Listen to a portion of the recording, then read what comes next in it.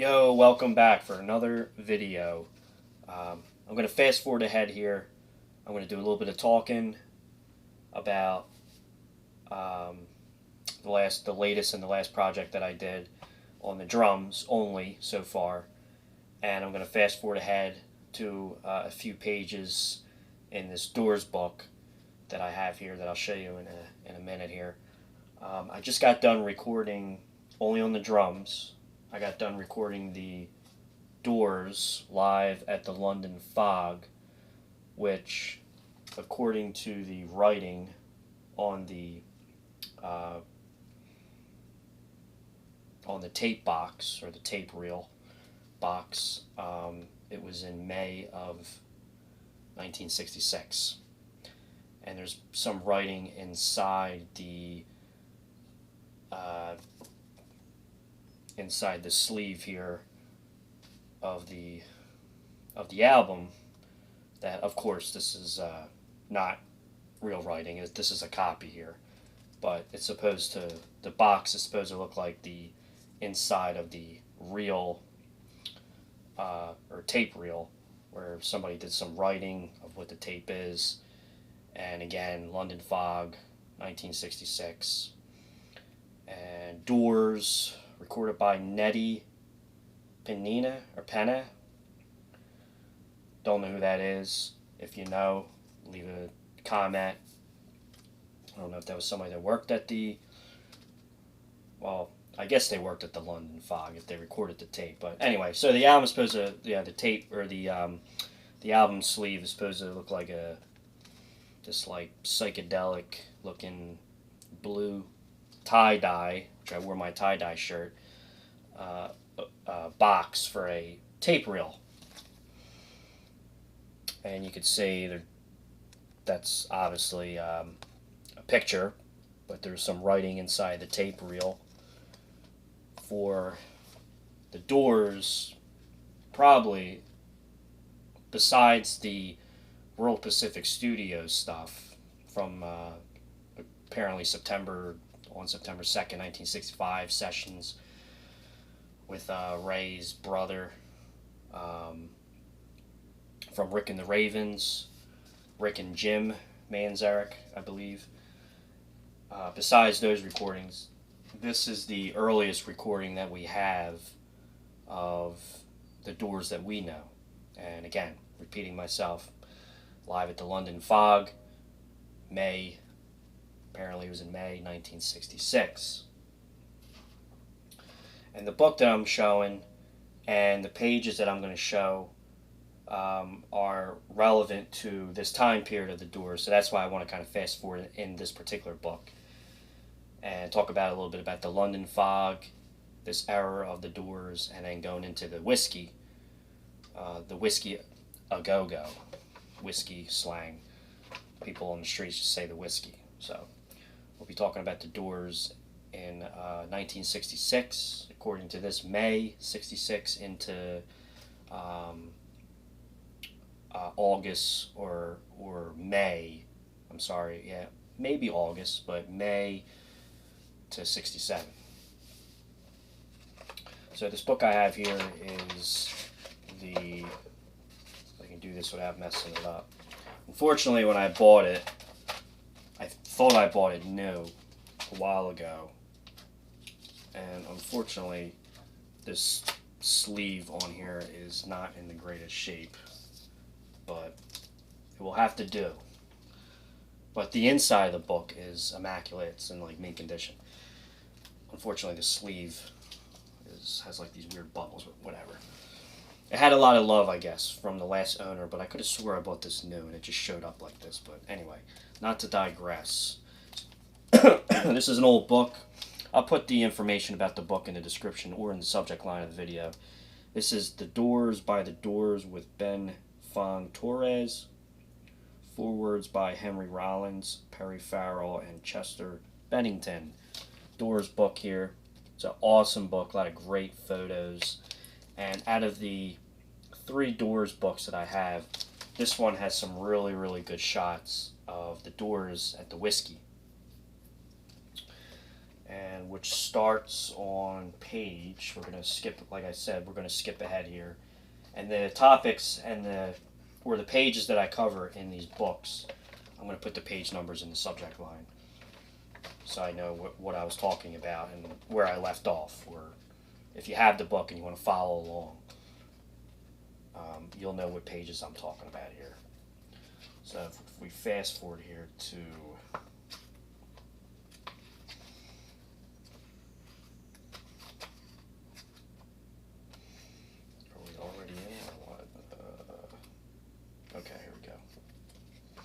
So if we go to chapter 3 here, it looks like on page 48, I'm going to bring the camera over. This is chapter 3 in The Doors by The Doors book. This is not to be confused with my other video, The Illustrated History of The Doors. This is a different book, obviously. So chapter 3, page 40, looks like page 48. We go Men in the Fog, or The Men in the Fog. Alright, so 48, 49. And that's a great shot. That is Jimbo there at, I believe that is the whiskey in that photo. The Whiskey a Go-Go. I guess we'll show this while we're here. There's a shot of the Doors. In the Bronson Caves, used for Hollywood movies. This photo was shot apparently, according to this, August. In Los Angeles in 1967. This photo here. Los Angeles, 1967, Bronson Caves. Which apparently this location was used for a lot of movies. I don't know any in particular. I'm only concerned about the Doors right now. This is a cool photo here. This is, now not to get too off topic, but while it's here, we'll go through it. The Doors playing at a club, which is not, it looks like Steve Paul's club, but I don't think it is, because it's a little bit of a different background. And I think they're dressed a little different from the other photos that we'll talk about later. This is kind of like during the club scene, when they were taking a visit on the East Coast here in New York City. Now this date here says 1966. I have a feeling that's wrong, and it's 67, but I could be wrong. I always had the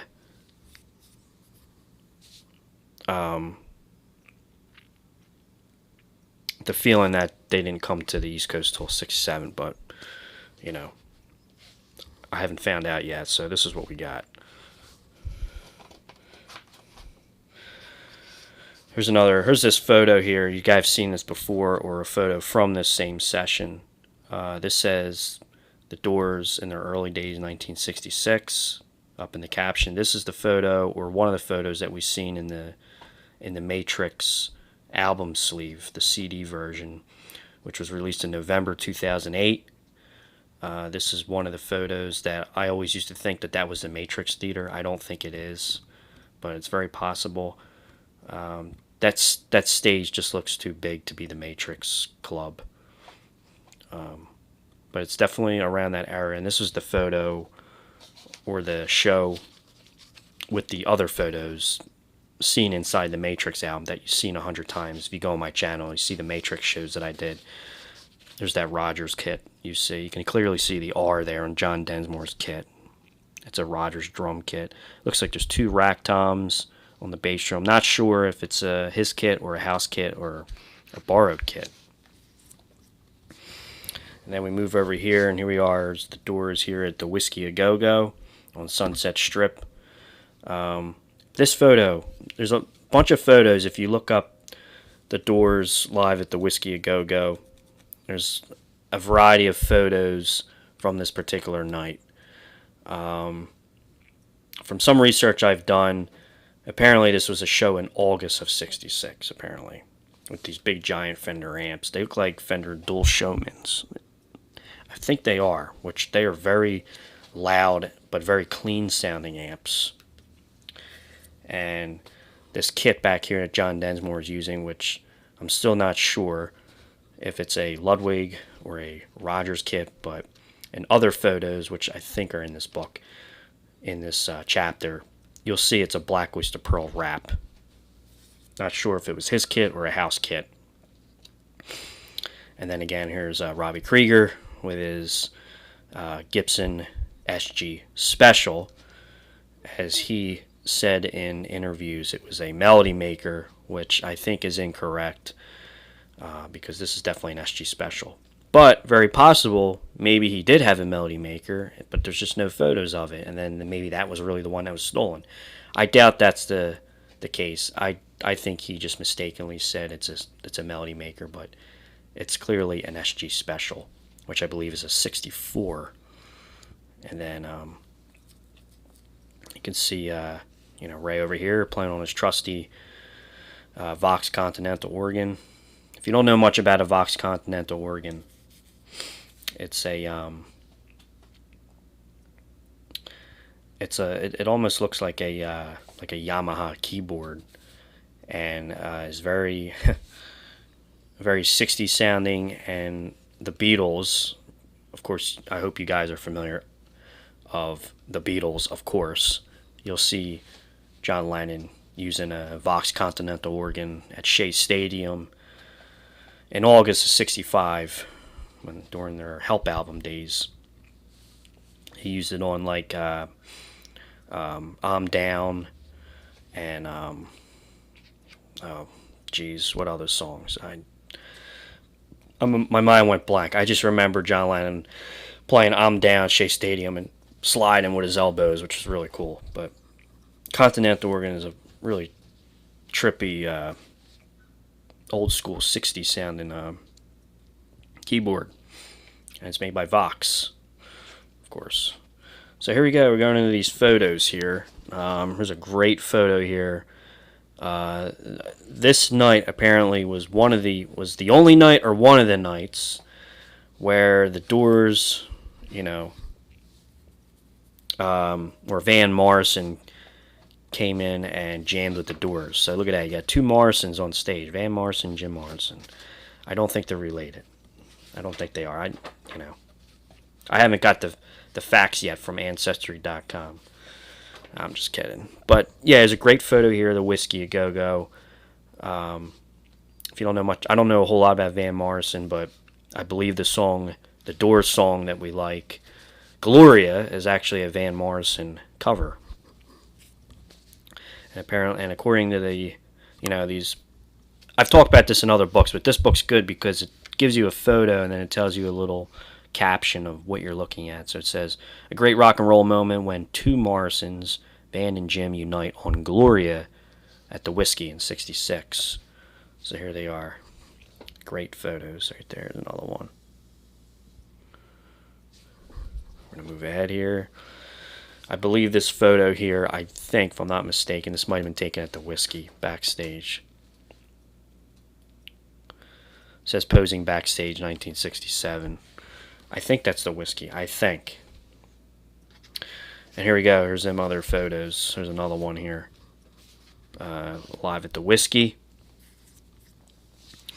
Now, from some of the facts I've read about the Whiskey with the Doors, and I've corrected this in some of my recent videos and in videos going forward, according to Robby Krieger's book, Set the Night on Fire, they were not actually kicked out of the Whiskey because of the language in the end, according to Robby Krieger. We all tend to think that and believe that because we're all familiar with us Doors heads are familiar with the March 1991 movie with Val Kilmer, The Doors. Father, yes, son, I want to kill you. Mother, and you know the rest. So into the movie, they really emphasize that part where they got kicked out of the Whiskey because, Morrison was on acid and, talking about screwing my mom and everything. Screwing his mom or whatever, but you know what I mean. So according to Robby Krieger's book, that really did not happen. Again, I could be wrong. we don't know all the details. I mean, I see with a lot of research I've done for any project, there's a lot of conflicting information out there, whether it's in a book or it's online, or you even hear them say something, them in their own flesh and blood say something that was a mistake. For example, how Robby said his SG was a melody maker, but it's not. It's a special, the one that was stolen. But from the book, Set the Night on Fire, Robby said that they actually, their contract was up playing at the Whiskey because they were a house band.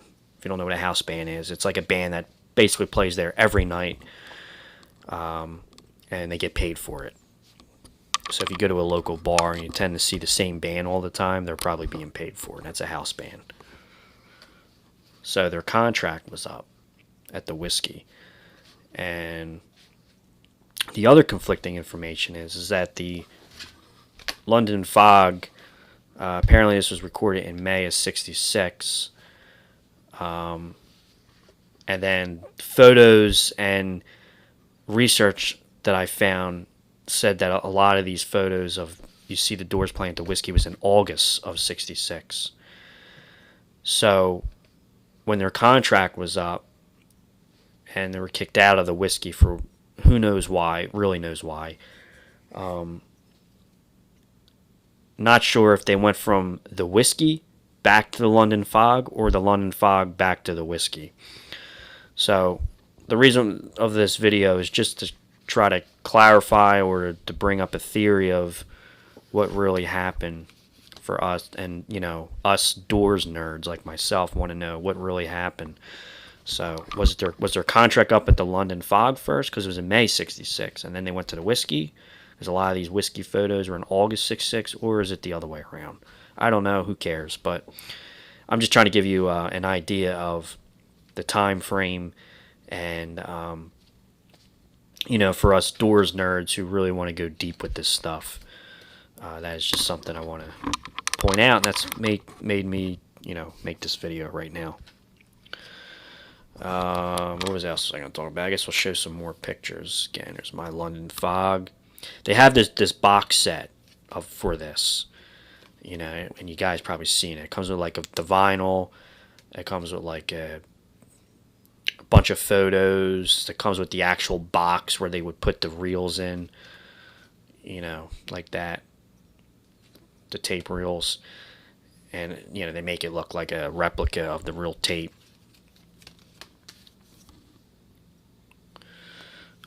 But I found just the CD. That's all I really want. I have enough stuff, so I don't need more. And there's another picture here at the Whiskey A Go-Go. Morrison. What a great photo. Here you go. There's where you can kind of see John's kit here at the Whiskey. And if you can read it here, yeah, it definitely says Showman. It's a Showman amp. I figured they were. See, I'm good. Because I know they're large cabinets or large speakers. Yeah, large cabinets, and then they have these long heads on top. I know that they're very, very, very loud. So I'm wondering if Jim was singing out of one of these, because there's two here. Maybe Jim was singing out of one, and Robby was Robby was playing his guitar throughout the other. I'm not sure. Or maybe Ray over here had his Continental organ plugged right in the Showman cabinet and head. Not sure. But here you go. There's a good shot where you can see John Densmore's kit here. And there's it's clearly a Black Oyster Pearl wrap. Now, us drummers, we know that Black Oyster Pearl is made famous by Ringo and Ludwig drums. But I think there were some other drum companies out there at the time that were making the Black Oyster Pearl wrap. And I could have swore I thought I've seen a Rogers kit one time in Black Oyster Pearl. And the other thing too is that I heard that again with conflicting information, and don't quote me on this stuff. I mean, you'll find out as you do research. You'll come some dates are like slightly off, but apparently I thought I read their last show at the Whiskey was in August of '67, and some other research I've done says that they played 6 shows at the Whiskey in May of '67 before they were done playing there for good, because they were starting to fill out bigger venues, as we all know. These photos are great. There's a great photo here. These ones with the Whiskey, with Van Morrison here, and again the description on the top of the pictures say it was '66. Obviously, this is a different night than this night because they're wearing different clothes.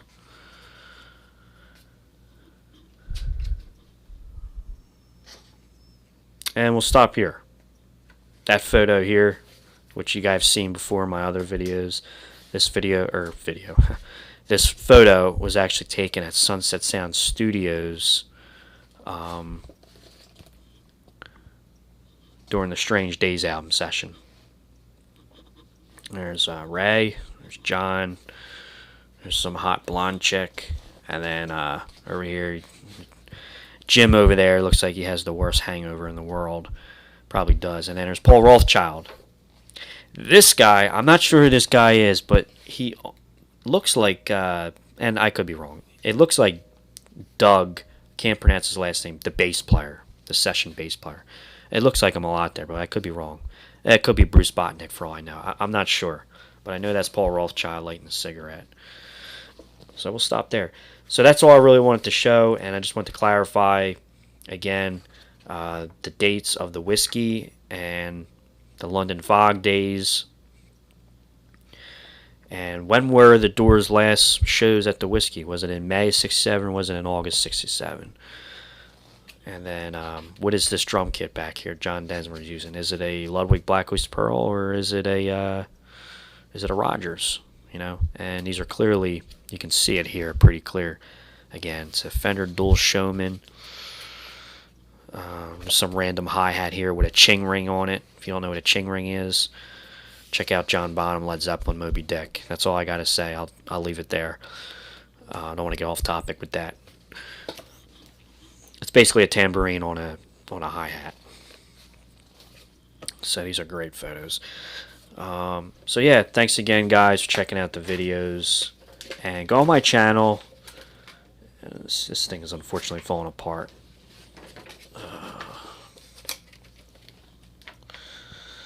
Great book. So anyway, go on my channel, check out my videos.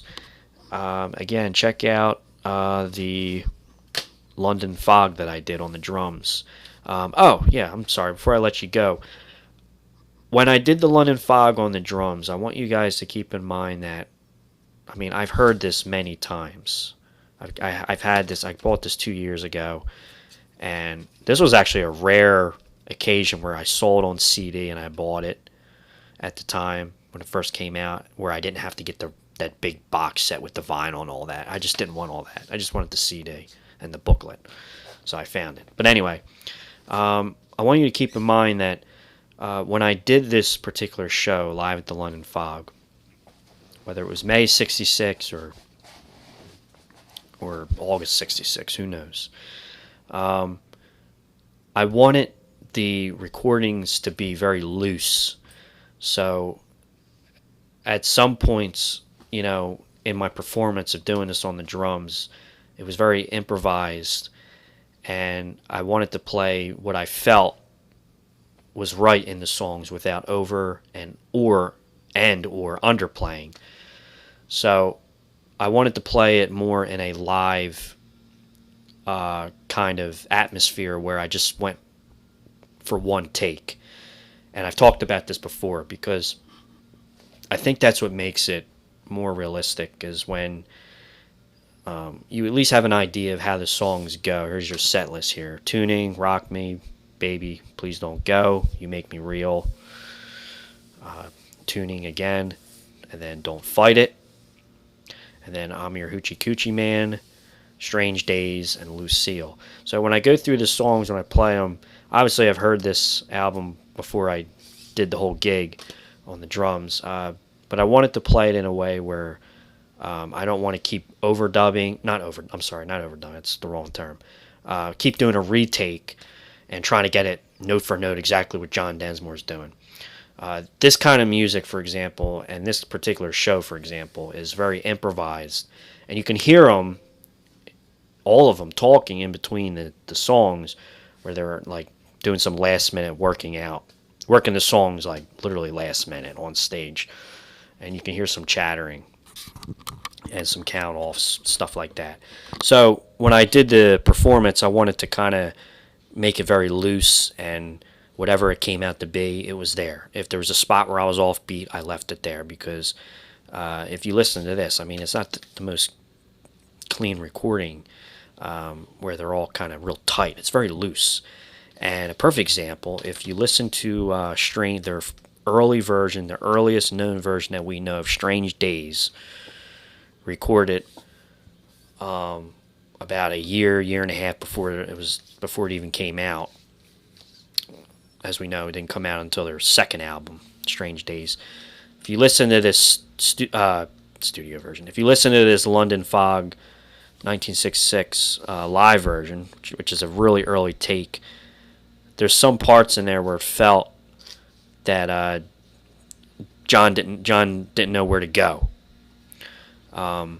So I tried to mimic that, and it makes it exciting, a little edgy, and it's like, I'm going to lose it in the video, and then all of a sudden I somehow keep it together. Well, if you listen to this stuff, this particular show, you'll get that kind of vibe, and that's the feeling that I tried capturing, and I had a lot of fun with it, and I banged it out fairly quick, and I would not even want to redo it again on the drums. I think it came out really nice. So check out the videos, and what I just talked about now, take it into consideration about playing a live show.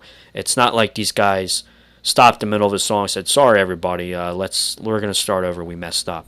So I wanted to just turn the camera on, relax, and film myself just doing this all live. And again, feels more natural and more realistic.